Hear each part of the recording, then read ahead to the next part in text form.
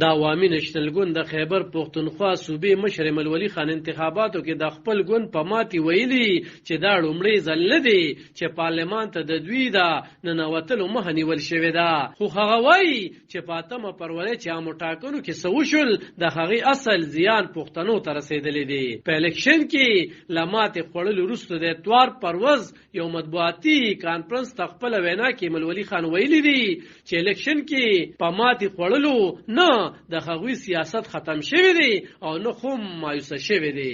د هغه وینا و چې په 8 فروری چې څه وشول په دې زموږ سیاست نور هم غوړېدلی دی. په 8 فروری پاکستان کې ترسره شوي عمومي ټاکنو کې د ANP صوبایي مشر ملولي خان، مرکزي سینیر نایب صدر خیدر خان خوطي، میاں افتیار حسین، سردار حسین بابک، حاجي غلام احمد بلور، سمر بلور، جعفر شاه، ایوب شاړي او ګڼ شمېر نور وتلي مشران په دې نه دي توانېدلي چې قامي یا صوبایي پارلمان ته ځان کامیاب کړي.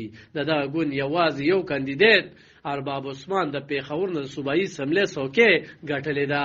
ملولي خان ویل چې دا اړینه نه ده چې د قام د خدمت یا د خورې د حقونو د غږ پورته کول لپاره د دوی پارلمان کې ناست وي. د هغه په خبره زموږ سیاست ختم شوی نه دی، خو پارلمان ته زموږ مخه ونیول شوه. خو پارلمان ته مو مخه نیول شوې ده نو دا لومړی ځل هم نه دی چې موږ سره دغسې شوي دي، خو زموږ سیاست یوه نه ختمېدونکې مبارزه ده.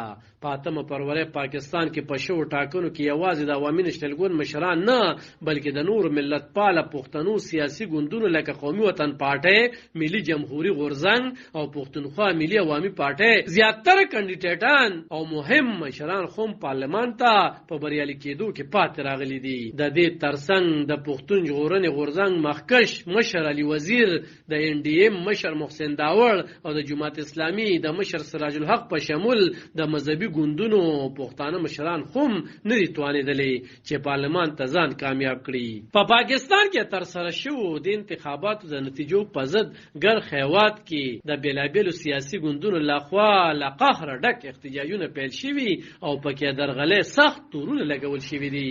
د امریکې په شمول د نړۍ یو شمېر هیوادونو هم پاکستان کې ترسره شوو انتخاباتو کې د درغلۍ په تورونو اندېښنې ښکاره کړي او د دې د رڼو پلټنو غوښتنې یې کړي دي. خو د پاکستان خارجه وزارت بیا 13 ورځ په انتخاباتو د نړیوالې ټولنې نیوکې رد کړې وي او دعوه یې کړې وه چې انتخابات په رڼا ډول ترسره شوي دي. د وتلو پښتنو مشرانو پارلمان څخه په بهر پاتې کېدو به د پښتنو په ستونزو پارلمان کې هغه شان مؤثر غږ پورته نشي لکه څنګه چې اړتیا ده. پیښور پوهنتون کې د جرنالیزم د څانګې استاد عرفان اشرف ویلي چې د پښتنو په خوره دا وخت د ناامنۍ او ترهګرۍ ترڅنګ د اقتصاد ستره ستونزه هم راولاړه ده. خو وایي چې د پښتنو حقیقي استازي که د پارلمان نه بهر پاتې شي نو په دغو ستونزو به پارلمان کې هیڅ غږ پورته نشي چې نقصان به پښتنو ته وي. علب خان شیرپو، دلبر نیوز 400. د عوامي نېشنل